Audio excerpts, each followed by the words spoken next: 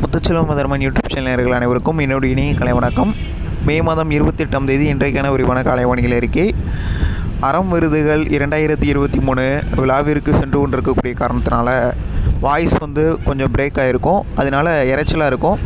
அதனால் ஹெட்செட் போட்டு கேளுங்க, இல்லைனா வாய்ஸை நல்லா கூட்டி கேளுங்க என்பதை நான் தெளிவாக குறிப்பிட்டுக் கொள்கிறேன்.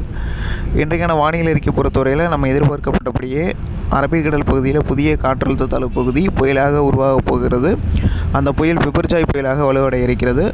இந்த புயல் காரணமாக தமிழகத்தின் குறிப்பாக 8லிருந்து 9 மாவட்டங்களுக்கு மிக கனமழையும், தமிழகத்திற்கு 70லிருந்து 85 கிலோமீட்டர் வரையிலும் கடல் பகுதிகளில் சூறாவளி காற்றும் வீசக்கூடும் என எதிர்பார்க்கப்படுகிறது. மேலும் பல்வேறு இடங்களில் மிக கனமழைக்கும் தென் மாவட்டங்களில் வாய்ப்பு என்பது இருக்கிறது. அதேபோல் ஏரிகள் மற்றும் குளங்களுக்கும் நீர்வரத்து அதிகரிப்பதற்கான வாய்ப்புகளும் இருக்கிறது. கர்நாடகா மற்றும் அதனை ஒட்டிருக்கக்கூடிய குடகு, வயநாடு உள்ளிட்ட பகுதிகளிலும், அந்த மேட்டூர் அணைக்கு நீர்வரத்து தரக்கூடிய பகுதிகளிலும் அதிகமான மழைப்பொழிவு இருக்கும் போல் தெரிகிறது. பெங்களூரு மற்றும் தமிழகத்தின் கர்நாடக எல்லையோர பகுதிகளிலும் கனமழை இருக்கும் போல் தெரிகிறது. இந்த பிபர்ஜாய் புயலை பொறுத்தவரையில் கரையை கடந்து உள்ளே நகரும் போது இன்னும் மழைப்பொழிவு அதிகரிக்கும் போல் தெரிகிறது.